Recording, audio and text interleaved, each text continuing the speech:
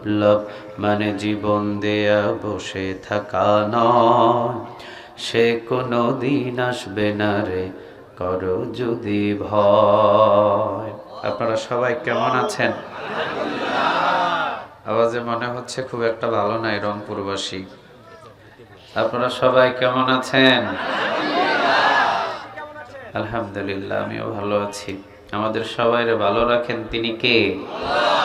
আমাদের সবাইরে সুস্থ রাখেন তিনি কে? কেউ যেটা দেখে না সেটা দেখেন কে? কেউ যেটা বোঝে না সেটা বুঝেন কে? কেউ যেটা শোনে না সেটা শোনেন কে? সকল ক্ষমতার মালিক কে? সে আল্লাহর প্রতি শুকরিয়া আদায় করে পড়ছি আলহামদুলিল্লাহ, পড়ছি রব্বানা লাকাল হামদ হামদান কাসীরান তাইয়িবান মুবারাকান ফি। চিৎকার দিয়ে পড়েন আল্লাহু আকবার কবীরা আলহামদুলিল্লাহি কাসীরা সুবহানাল্লাহি বুকরাতান ওয়া আসীলা সুবহানাল্লাহি ওয়া বিহামদিহি আদাদা খালকিহি ওয়া রিদা নাফসিহি ওয়া জিনাতা আরশিহি ওয়া মিদাদা কালিমাতি। পড়েন লাকাল হামদ বিল কুরআন, লাকাল হামদ বিল ইসলাম, লাকাল হামদ বিআসমাইক ওয়া হুয়া লাকা বিহি সাম্মাইতুহু, লাকাল হামদ ইয়া রব। সবাই একসাথে ইয়া রব, কামা ইয়ানবাগি লিজালালি ওয়াজহিক ওয়া আযীমি সুলতানিক। প্রশংসাগুলো করলাম কার? আমরা সব জায়গায় প্রশংসাগুলো করব কার? খাওয়ার শুরুতে কার? খাওয়ার শেষে কার? যখন ঘুমাতে যায় তখন কার? রাস্তাঘাটে চলার সময় কার? গোলামি করব কার? সবাই রাজি আছেন তো?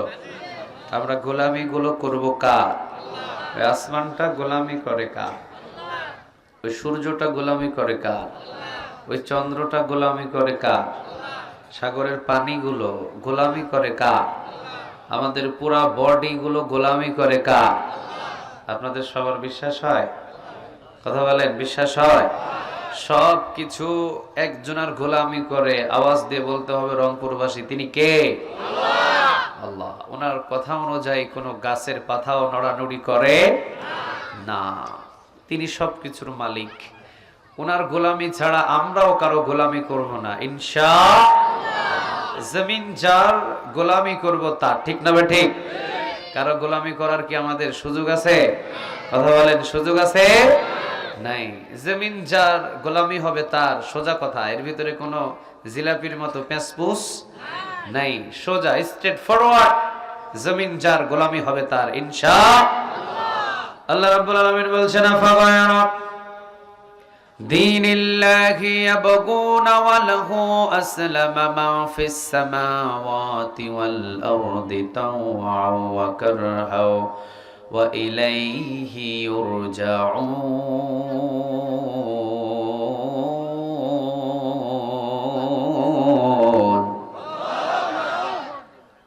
আপনাদের রংপুরে কি আল্লাহু আকবার বলতে পয়সা দেওয়া লাগে?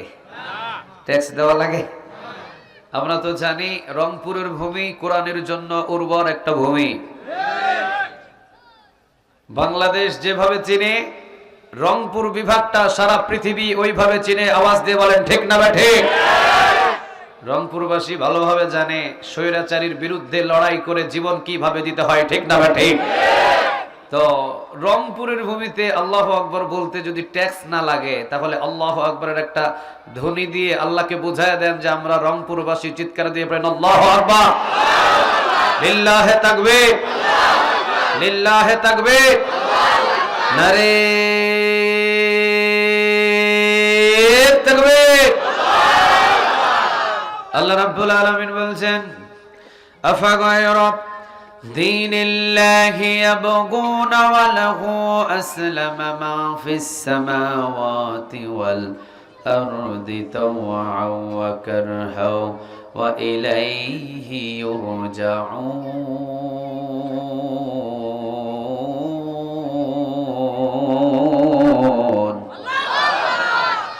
আল্লাহ রাব্বুল আলামিন বলছেন আসমানে এবং জমিনে যা কিছু আমি আল্লাহ রাব্বুল আলামিন সৃষ্টি করেছি, ওই আসমানে যা কিছু সৃষ্টি করেছি এবং আমি আল্লাহ রাব্বুল আলামিন এই জমিনে যা কিছু সৃষ্টি করেছি, ইচ্ছা এবং অনিচ্ছায় আসমান এবং জমিনের সব কিছু গোলামি হুকুম পৃথিবীর কারো মানে না। গোলামি এবং হুকুম মানে একজন মালিকের, তিনি কে? আমার কথা নয়, কথাটা কা? আরো জোরে বলতে হবে, কা? প্রথম নম্বর উদাহরণ নেন। এই মোবাইল কার বাজে, সাইলেন্ট করে ফেলেন। হ্যাঁ, প্রথম নম্বর উদাহরণ, এখানে অনেক চাকরিজীবী আছে, নাই? কথা কয় না, নাই? সকাল 8টা বাজে অফিসে জয়েন, বিকেল 6টা বাজে। কার মোবাইল এটা? সাইলেন্ট করে দিলে তো হয়ে যায়। এইদিকে মনোযোগ, এইদিকে সবাই, এইদিকে। সকাল 8টা বাজে অফিসে জয়েন করতে হয়, বিকেল 6টা বাজে অফিস ছুটি হয়ে যায়। আপনারা বলেন তো দেখি, এই চাকরিজীবী 50 বছর যদি তার ডিউটি পালন করে, 50 বছরে কি প্রতিদিন 8টা বাজে উনি উপস্থিত হতে পারছে? কোনদিন বেজে গেছে 8টা 10 মিনিট, কোনদিন বেজে গেছে 8টা 30 মিনিট, কোনদিন বেজে গেছে 8টা 50 মিনিট, কোনদিন 9টা, কোনদিন 10টা। ঠিক না ভাই? ঠিক। আপনারা এখন বলেন, সূর্য আল্লাহ রাব্বুল আলামিনের ডিউটি করে, প্রতিদিন ফজর নামাজের পরে পূর্ব দিকে আসে, প্রতিদিন আবার সময় মতো ডুবে যায় পশ্চিম দিকে। আপনারা বলেন তো দেখি, ওর আসতে কোনোদিন আধা ঘন্টা দেরি হয়? পিছনের গোলা মনে হয় সন্দেহ আছে, তোরা কথা কয় না কেন? আপনারা সবাই বলেন তো দেখি, 100 বছরের ভিতরে সূর্য যে আল্লাহ রাব্বুল আলামিনের গোলামি করে, আল্লাহ রাব্বুল আলামিনের হুকুম পালন করে, ওর আসতে কি কোনোদিন আধা ঘন্টা দেরি হয়েছে? তাহলে বলেন, 1 মিনিট পর্যন্ত তিনি 1000, 2000, 50,000 বছরের ভিতরেও কোনোদিন দেরি করে নাই। তাহলে বোঝা যায় ওই সূর্যটা টাইম মতো হুকুম পালন করছে এক মালিকের, তিনি কে? সূরা আর রহমানের ভিতরে আল্লাহ রাব্বুল আলামিন বলেন, মারাজাল বাহরাইনি ইয়ালতাকিয়ানি বাইনাহুমা বারাযাকুল লা ইয়াবগিয়ান ফাবিআইয়ি আলাই রাব্বিকুমা তুকাযযিবান। কথাটা কার? মারাজাল বাহরাইনি ইয়ালতাকিয়ানি বাইনাহুমা বারাযাকুল লা ইয়াবগিয়ান।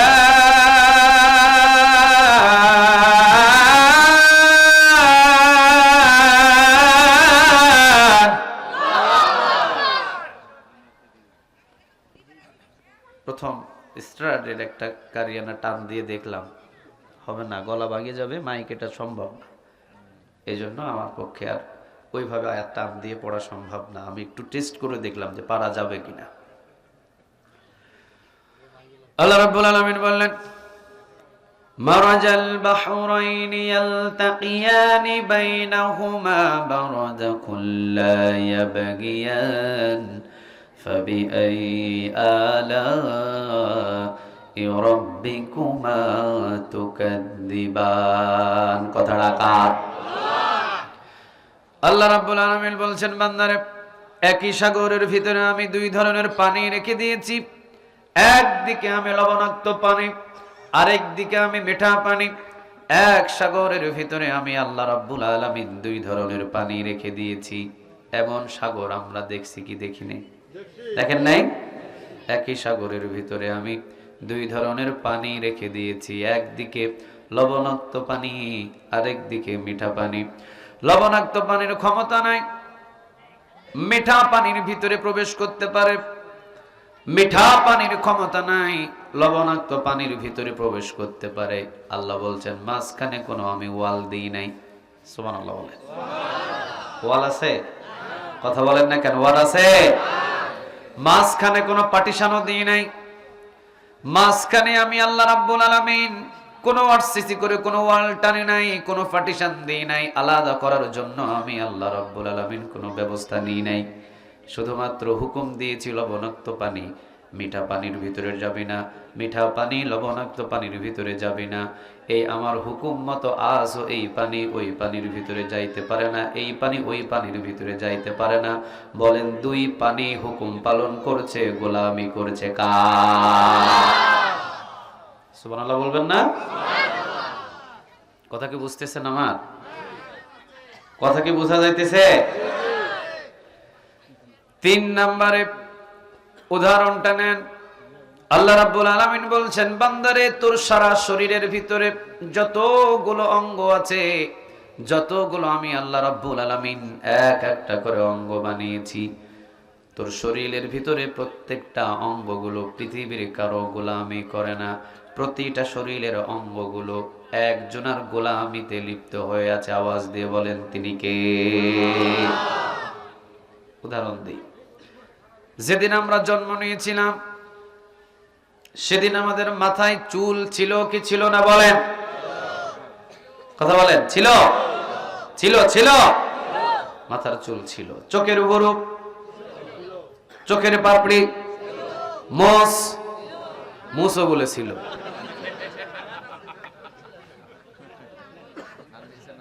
মুস কি ছিল? 3 চুল নিয়ে দুনিয়াতে এসেছি।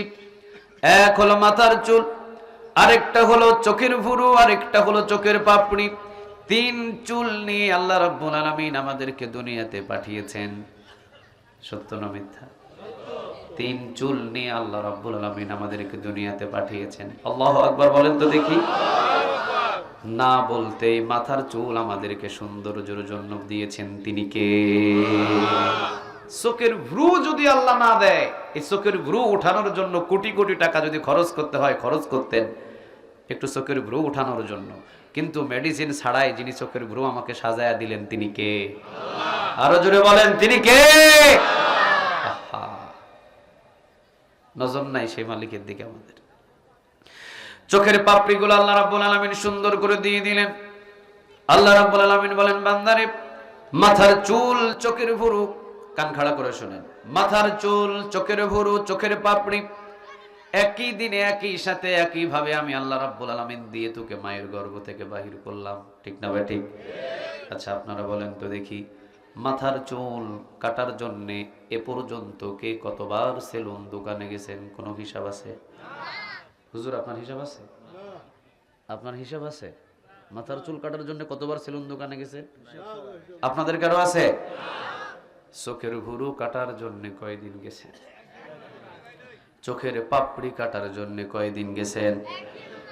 একই দিন আল্লাহ রাব্বুল আলামিন মাথাতে চুল দিলেন, চোখের ভুরু দিলেন, চোখের পাপড়ি দিলেন। চুল দেওয়ার সময় আল্লাহ মাথার চুলকে হুকুম দিলেন তুই দুনিয়াতে গিয়ে বড় হবে।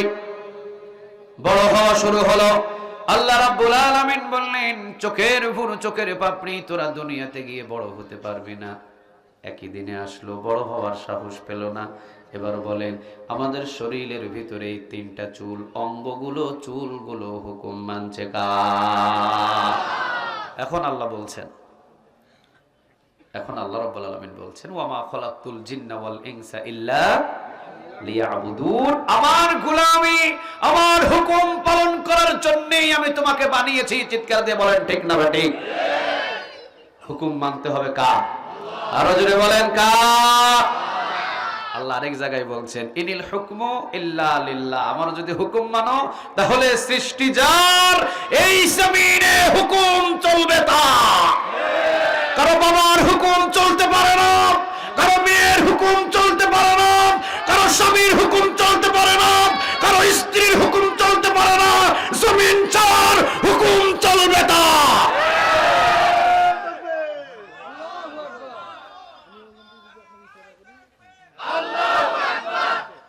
গিয়ার মারে পিছন থেকে। হ্যাঁ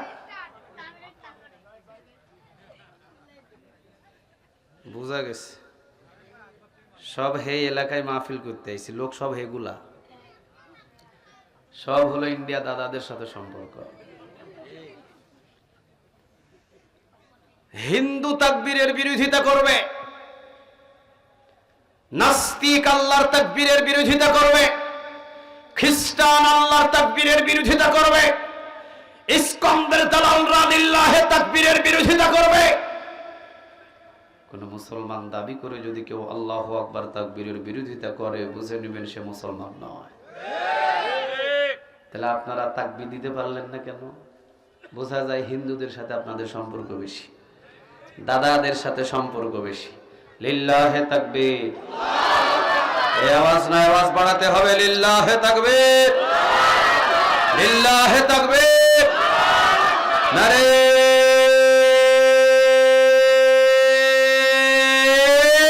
তাকবীর। বেঁচে আছি যতদিন তাকবীর থাকবে ততদিন, ঠিক না ভাই? ঠিক। জীবন আছে যতদিন তাকবীর থাকবে ততদিন ইনশাআল্লাহ। আপনি খুশি তো খুশি হবেন তিনি কে? আমার দাওয়াতে আপনার খুশি নাও হতে পারে, এই জন্য আপনি চলেন, আপনি বেছে নেবেন। ওসমান এবার জিজ্ঞাসা করছেন, ওসমানকে জিজ্ঞাসা করছেন তিনি বলছেন, ওসমান আমি প্রথমবার এসে দেখলাম আপনি রোদের ভিতরে তুলা শুকাচ্ছেন, বাতাসে উড়ে যাচ্ছে, আপনি সেখান থেকে ধরে ধরে তুলা বস্তায় রাখতেছেন। ও এই কাহিনী শোনো আমার প্রিয় ভাই, বিশ্বনবী আমাকে এই তুলাগুলো দিয়েছেন বাইতুল মাল, এগুলো হলো যাকাতের তুলা, এগুলো তো আমার কাছে আমানত। আমানত যদি আমার কাছে দিয়েছেন বিশ্বনবী, আমানতের তুলা যদি খেয়ানত করে ফেলে, আমি গুরুত্ব সহকারে যদি না শুকায়, বাতাসে অর্ধেক নিয়ে চলে গেল, অর্ধেক দক্ষিণে নিয়ে গেল, পূর্বতে নিয়ে গেল, আমানত রক্ষা যদি কিয়ামত যদি না করতে পারি কিয়ামতের ময়দানে, এইটার জন্য জনগণের আমানত রক্ষা না করার জন্য কিয়ামতের ময়দানে আমি ওসমানকে পাকড়াও করবেন তিনি কে? এটা তো আমার সম্পদ নয়, এটা আমার লক্ষ বর্গ মাইলের জনগণের সম্পদ। চিৎকার দিয়ে পড়েন আল্লাহু আকবার। এটা আমার সম্পদ নয়। ওসমান রাদিয়াল্লাহু তাআলা আনহুকে প্রশ্ন করলেন, তাহলে এটা বুঝলাম, কিন্তু আপনি তো তিপড়ার মাল খাই ফেলতেছেন। মুস্কি হাসি দিয়ে বলছেন, না, বাইতুল মাল রেশনের যে চালগুলো, বাইতুল মাল রেশনের চাল বিতরণ করা হবে, কিছু চাল আমার কাছে জমা রেখেছে রাষ্ট্রীয়ভাবে, এই চালগুলো আমার কাছে আমানত। একটা পিঁপড়াও যদি একটা চাল খেয়ে ফেলে, কিয়ামতের দিন আমার কাছে হিসাব নেবেন তিনি কে? আল্লাহ। ও এই ব্যাপার। বিশ্বনবীর জন্য আমাকে ঠিকই বলেছিলেন, বাহ্যিক দৃশ্যগুলো দেখে কখনো কোনো মানুষকে যাচাই করা যাবে না। চলে গেলেন 100 উটের বেশি খামারের ভিতরে গিয়ে, 100 উটের বেশি উট দেখে না তার পছন্দ হয় না, তিনি বলেন, না এগুলো উট আমি নিব না। কেন? এগুলো একটু ছোটখাটো, এই সেই, ভালো লাগে না, আমার আরো বড় উটের দরকার, বড় উট। তাহলে চলো আমার দস্তরখানায় খাবার খাইবা, আমার দস্তরখানায় খাবার শেষ হওয়ার আগে পরেই আমার ইয়ামেনি শহর থেকে 17টা উট বোঝা সহ আসতেছে, ওখান থেকে তোমাকে বড় উটটা হাদিয়া দিয়ে দিব। দাম কারে বলে? আপনার কাছে ভিক্ষুক টাকা চাইলে পকেটে টাকা থাকলেও বলে নাই। কথা কন না কেন? সবাই বলতেছে না, কারণ পার্টি তো হেগুলা সব। পকেটে টাকা থাকেও কি বলে নাই। রাতের বেলা বাদাম কিনছে 20 টাকা, 50 টাকা নোট দিয়েছে, 30 টাকা বাদামওয়ালা রাতের বেলা ফেরত দিয়ে দিছে। বাড়িতে এসে দেখে বাদামওয়ালা 20 টাকা এমন দিছে, মাঝখান দিয়ে ছিঁড়া। চিন্তা করলো, কিরে 20 টাকা বাদামওয়ালা এমন ভাবে আমাকে ঠকালো। হ্যাঁ, সকালবেলা স্কুলে যাবে ছেলে, বলতেছে, আব্বা টিফিনের টাকা দেন, ছিঁড়া 20 টাকা বার করে দিতে। কয়, দূর, এই টাকা কে নেয়? এই ছিঁড়া টাকা আমি, ভালো 20 টাকা দিছে। বউ বলতেছে, যাওয়ার সময় 20টা টাকা দিয়েন তো, আমি মোবাইলে ফ্যাক্সি লোড দিব। ও বাইর করে ওই 20 টাকা বউরে দিয়ে বলে, ধরো তোমার এই 20 টাকা। কয়, তোমার এই ছিঁড়া ভালোবাসার আমার কোনো দরকার নাই, ধরো তোমার 20 টাকা। মাঝখান দিয়ে ছিঁড়া, এ টাকা কে নিবে? ছেলে নিল না, বউ নিল না। পরের দিন জুমার দিন। কিসের দিন? জুমার দিন পাঞ্জাবি একখান পরে একবারে কাবা ঘরের ইমাম সাহেবের মতো সুরুত সুন্দর করে মসজিদে যাইতেছে। এখন চিন্তা করলো, দেখে তো 5 টাকা 2 টাকা খুরসা নাই, কয় ওহো 20 টাকা তো আছে। সিড়া 20 টাকা নিয়ে মসজিদে নামাজ শেষ করে যখন মসজিদের দান বাক্সটা সামনে আসলো, মুট করে বাহির করে ছেড়ে দিল। বউ নিল না, ছেলে নিল না, খরচও করতে পারলেন না। লাস্টে এসে মসজিদে দিয়ে মনে করলেন যে যাক আজকে বাঁচি গেছি। আপনি বাঁচেন নাই, আপনি ঠকে গেছেন। আপনি ঠকে গেছেন, আপনি ঠকছেন, কেউ ঠকে নাই, আপনি নিজে ঠকছেন। এই জন্য খবরদার, সবচাইতে যেটা পছন্দের জিনিস সেটাই কার জন্য দান করে দিবেন। আরো জোরে বলেন কার? যেই ছেলে সালমান খানের মতো সুন্দর দেখতে, শাকিব খানের মতো সুন্দর দেখতে, কয় হেইটারে ডাক্তার বানাবো। আর যেটা টেরা লুলা কানা, কয় এটারে হুজুর বানাবো। কথা কন না কেন? যেটা আঙ্গুল দেয় এইদিকে, চোখ থাকে ওইদিকে, কয় হেইটারে হুজুর বানাবো। ঠিক না হুজুর? আপনি কাকে ঠকাচ্ছেন? আল্লাহ আমাদের বুঝ দান করুন, বলেন আমিন। আর একটু জোরে বলেন আমিন। ওসমান রাদিয়াল্লাহু তাআলা আনহু বললেন, তাহলে দস্তরখানায় চলেন। চলে গেলেন। ভিক্ষুক দস্তরখানায় বসলেন। ইয়ামিন শহর থেকে 17টা উট বোঝাই করে নিয়ে এসেছে। সামানগুলো নামালেন। উটগুলো রেডি হয়ে দাঁড়িয়ে আছে, সমস্ত সামানগুলো নামালেন। ওসমান নিয়ে গেলেন, তাকে দেখো তো এই 17টা বড় বড় উটের ভিতরে তোমার কোনটা পছন্দ হয়। সামনেরটা দেখে ওসমান রাদিয়াল্লাহু তাআলা আনহুকে ভিক্ষুক বলতেছে, ওসমান সামনের উটটা আমার বড় পছন্দ হয়েছে। সামনেরটা পছন্দ? তাহলে ধরো এটা নাও। রশিটা ওসমান তার হাতে উঠাইয়া দিয়েছেন। উট ধরে যখন টান দিয়েছে, উটের একটা নিয়ম হলো সামনেরটা যেই দিকে যায়, পিছনে যত উট থাকে সবগুলো একই দিকে যায়। ভেড়া নাই, ভেড়া দেখবেন সামনেরটা রাহাবার যেমনে, পিছনের গুলাও কি একই দিকে। সামনের উট ধরে যখন টান দিয়েছে, পিছনে 16টা উট ছিল, 16টা উট পিছনের দিকে রওনা দিয়েছে। কর্মী উনি এসে জিজ্ঞাসা করতেছেন ওসমানকে, ওসমান ওকে দিছেন একটা, কিন্তু পিছন দিয়ে রওনা দিছে কয়টা? 16টা। ওসমান তাহলে উটটা ধরে নি। ওসমান কি বলছে জানে? ওসমান বলেছে, তাকে জিগাও, সে একটা ধরে টান দিয়েছে, সে যদি 16টাই নিতে চায়, আমি ওসমান 16টাই দান করে দিলাম। তাকে জিগাও, আমাকে নয়, তাকে জিজ্ঞাসা করো। সে তো একটা ধরে টান দিয়েছে, কিন্তু যাওয়া শুরু করছে পিছনে 16টা। সে যদি নিতে চায়, আমি 16টাই তাকে দান করে দিলাম। সুবহানাল্লাহ বলে। তার দান দেখে খুশি হয়ে গেলেন কে? আরো জোরে বলেন। আর আপনার কাছে ইয়ানতের টাকা নিতে গেলে 6 মাসের বাকি। কি করতেছেন আপনি? আল্লাহ আমাদের সবাইকে বুঝ দান করুক, বলেন আমিন। ওসমান রাদিয়াল্লাহু তাআলা আনহুর কাছে যাও। চলে গেলেন সাআদ সালামী রাদিয়াল্লাহু তাআলা আনহু, তিনি ওসমান রাদিয়াল্লাহু তাআলা আনহুর কাছে গেলেন। ওসমান রাদিয়াল্লাহু তাআলা আনহুর কাছে গিয়ে তিনি জিজ্ঞাসা করলেন, ভাই বিশ্বনবী পাঠিয়েছেন। ওসমান বলছে, কেন পাঠিয়েছেন? এটা আমি আগেই টের পেয়ে গেছি, তোমার বিবাহ। একটু দাঁড়াও।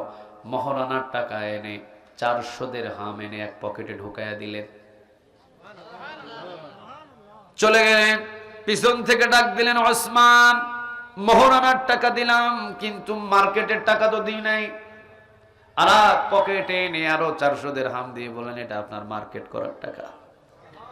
চলে গেলেন। আবার পিছন দিয়ে ডাক দিয়ে বললেন, না এখনো দেওয়া আমার শেষ হয় নাই।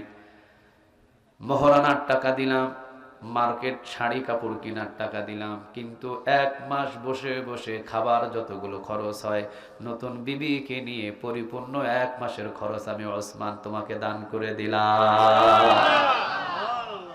টাকাগুলো নিয়ে মদিনার বাজারের দিকে ছুটে গেছে সাআদ সালামী।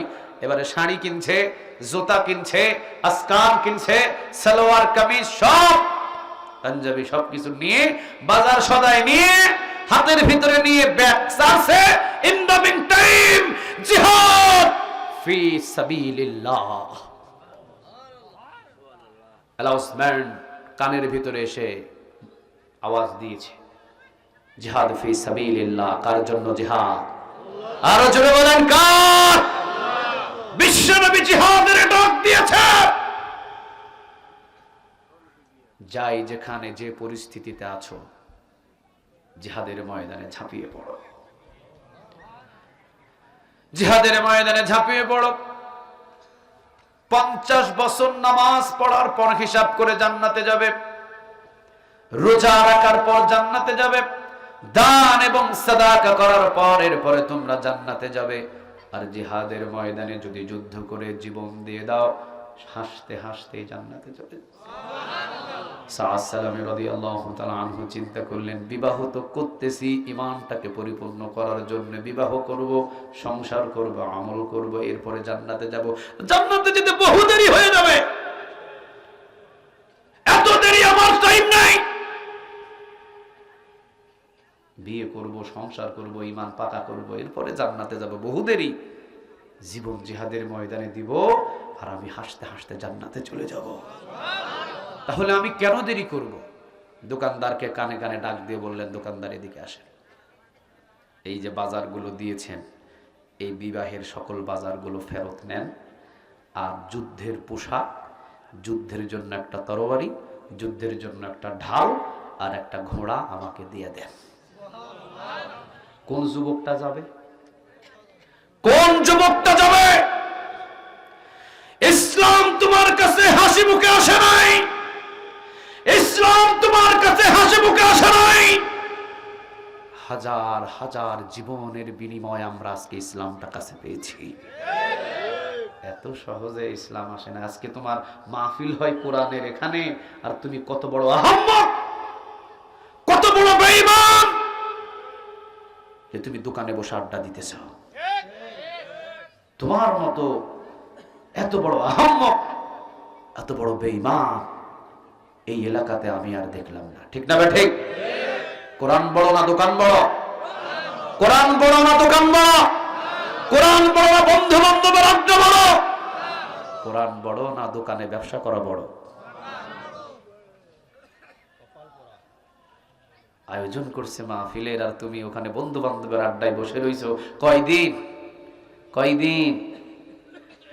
যাও কবরে, জিজ্ঞাসা করা হবে, মার রব্বুক ওয়া মা দীনুক মান হাযা রাজুলুল্লাযী বুইসা ফিকুম। হা করে তাকায়া তাকা ছাড়া কোনো উত্তর জবাব থেকে বাহির হবে, কারণ তুমি কোরআনটাকে ছোট করেছো। ঠিক না বেঠে?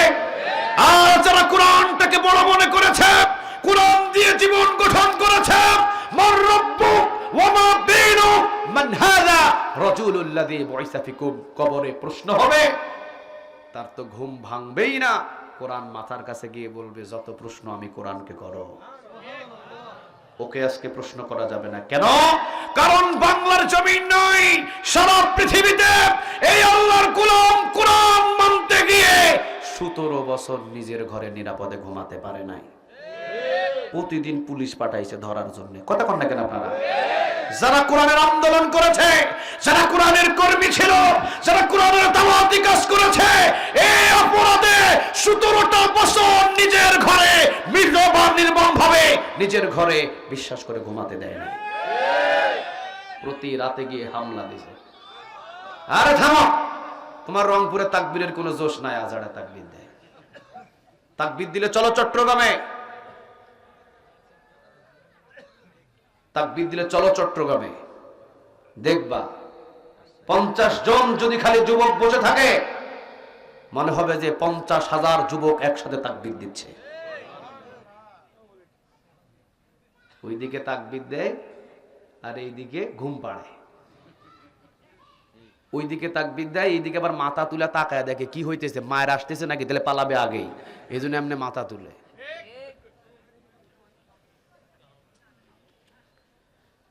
কোরআন বলবে, এর 17 বছর ঠিক মতো ঘুমাতে দেয় নাই।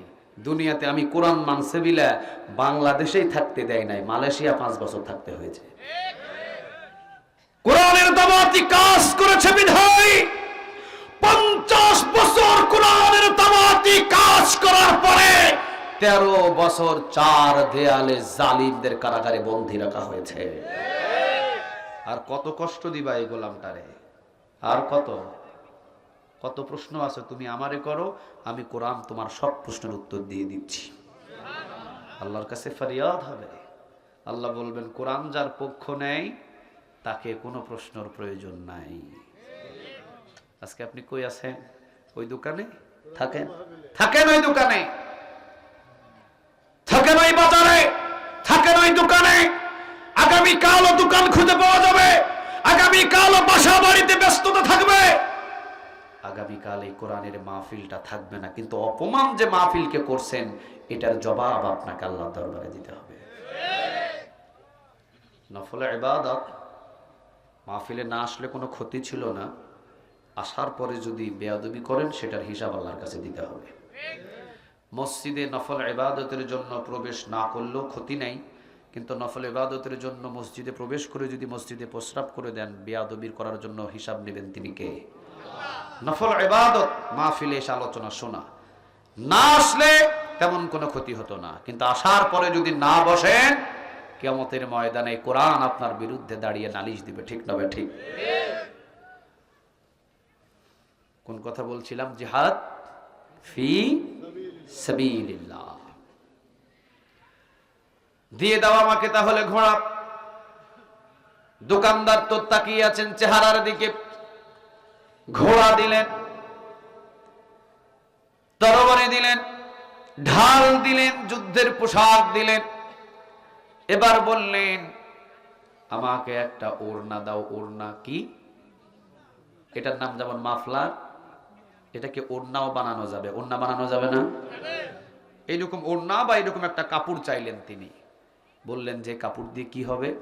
তিনি বললেন যে আজকে আমার বিয়ে, এখন আমি যদি জিহাদের ময়দানে ঘোড়ার উপরে উঠে যদি মুখ না বেঁধে যদি রওনা দিই, আমার রাসূল যদি আমাকে দেখে তাহলে আমাকে আবার বিয়ের জন্য ফিরিয়ে দিবে।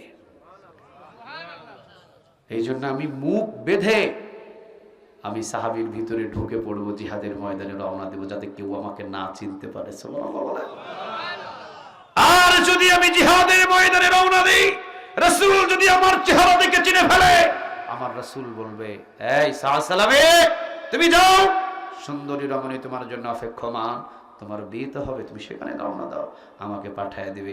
আমি তো জিহাদের ময়দানে জীবন দিয়ে সহজে জান্নাতে যেতে পারবো না, তাড়াতাড়ি আমাকে একটা ওড়না দাও। ওড়না দিয়ে মুখটা বাঁধাই করে চলে গেছে যুদ্ধের ময়দানে। লম্বা ঘটনা। যুদ্ধের ময়দানে রওনা দিয়ে জিহাদের ময়দানে অসংখ্য কাফেরকে জাহান্নামে পাঠিয়ে দিয়ে নিজে শাহাদাত বরণ করে ফেলেছে। বিশ্বনবী সাহাবীদের লাশগুলো একত্রিত করছেন। বিশ্বনবী দেখেন সাহাবীদের এক একটা লাশ। একজন সাহাবী বিশ্বনবীর কাছে এসে বললেন ইয়া রাসূলুল্লাহ, একজন মানুষ পড়ে আছে, চেহারাটা খুব চিহ্নিত মনে হচ্ছে, কিন্তু মুখটা বাঁধা, আমরা খুলি নাই, কেউ চিনতেও পারছি না, যদি আপনি একটু যেতেন তাহলে আমাদের জন্য ভালো হতো। বিশ্বনবীর কাছে গিয়ে বললেন মুখটা খুলো। খুলে দেখেন সাহাবী। বিশ্বনবী ছোট বাচ্চাদের যেভাবে আমরা কুলে করিনি ঠিক এইভাবে করে বুকের সাথে জড়িয়ে নিয়ে একটা কান্নার গড়গানি যে আওয়াজটা বলে, বিশাল ভাবে একটা আওয়াজ। বিশ্বনবী জীবনে কখনো সাহাবীরা বলেন নবীকে কোনোদিন দেখি নাই যে হাওমাও করে কানতে, একটু আওয়াজ দিয়ে কানতে, কিন্তু ওই দিন এত জোরে বিশ্বনবীজি কান্না করে এমন ভাবে ফুঁফিয়ে ফুঁফিয়ে বললেন যে আহারে সাদ, আহারে সাদ সালামি, মদিনার সুন্দরী নারী তোমাকে, সুন্দরী নারী তোমাকে জিহাদের ময়দান থেকে ফিরাতে পারে নাই। সাদ সালামি, তুমি ইতিহাস করে দিয়ে গেলে জিহাদের ময়দানে কালিমার পতাকা উড়ানোর জন্য এইভাবে ইসলামের জন্য জীবন দিতে হবে। সুন্দরী নারী তোমাকে রাখতে পারে নাই, সুন্দরী নারী তোমাকে ধরে রাখতে পারে নাই। সাদ সালামি, ঘর পাও নাই, বাড়ি পাও নাই, গাড়ি পাও নাই, সুন্দরী নারীর ব্যবস্থা করে দিয়েছিলাম, সেটার পর্যন্ত তুমি কোনো চিন্তা ভাবনা না করে জিহাদের ময়দানে এসে সোজা জীবন দিয়ে দিলে। সুন্দরী মেয়ে পাওয়ার পরও তাকে তুমি দূরে সরিয়ে দিলে। বিশ্বনবী বুকের ভিতরে নিয়ে কানলেন, সাহাবীদেরকে বললেন ধরো, নিয়ে যাও। নিয়ে গেলেন। একটু পরে বিশ্বনবীজি মুস্কি একটা হাসি দিলেন। সুবহানাল্লাহ বলেন। কি দিলেন? কথা বলেন, কি দিলেন? মুস্কি একটা হাসি দিলেন। হাসি দেওয়ার পর বিশ্বনবীজি সাআদ সালামীকে দেখে মুস্কি হাসি দিয়ে বিশ্বনবী তাকিয়ে আছেন সাআদ সালামীর দিকে। একটু পর চেহারাটাকে আড়াল করে নিয়ে বিশ্বনবীজি অন্যদিকে ফিরলেন, আর সাআদ সালামীর চেহারার দিকে তাকাইলেন না। সাহাবীরা বললেন, নবী, সাআদ সালামীর এই লাশটাকে নিয়ে আপনি তিনটা রূপ দেখালেন আমাদের সামনে। এক নাম্বার ধরে খুব কান্না করলেন, যেটা বিগত এত সাহাবীর কান্না আপনি করেন নাই। দ্বিতীয় নম্বর দেখলাম আপনি সাআদ সালামীর শরীরের দিকে তাকিয়ে, চেহারার দিকে তাকিয়ে, লাশটার দিকে তাকিয়ে আপনি একটু মুস্কি মুস্কি মুস্কি মুস্কি হাসলেন। এ পর্যন্ত কোনোদিন আমরা কোনো মৃত লাশকে দেখে আপনি এরকম আপনাকে হাসতে দেখি নাই। তৃতীয় নম্বর আপনি চেহারাটাকে ফিরিয়ে নিলেন। নবী গো, কেন এই তিনটা রূপ দেখালেন আমাদের? আপনারা কি শুনবেন? কথা বলেন, আপনারা কি শুনবেন? শুধু শুনলে হবে না, সাআদ সালামীর মতো যদি জিহাদের ময়দানে ঝাঁপিয়ে পড়ার সময় আসে, যদি হিন্দুস্তানের হিন্দুদের বিরুদ্ধে, নাস্তিকদের বিরুদ্ধে, আল্লাহর দুশমনদের বিরুদ্ধে যদি বাংলার জমিনে জিহাদের ডাক আসে, সাআদ সালামীর মতো কারা কারা জিহাদের ময়দানে যেতে রাজি আছো? লিল্লাহে তাকবীর, লিল্লাহে তাকবীর, নারে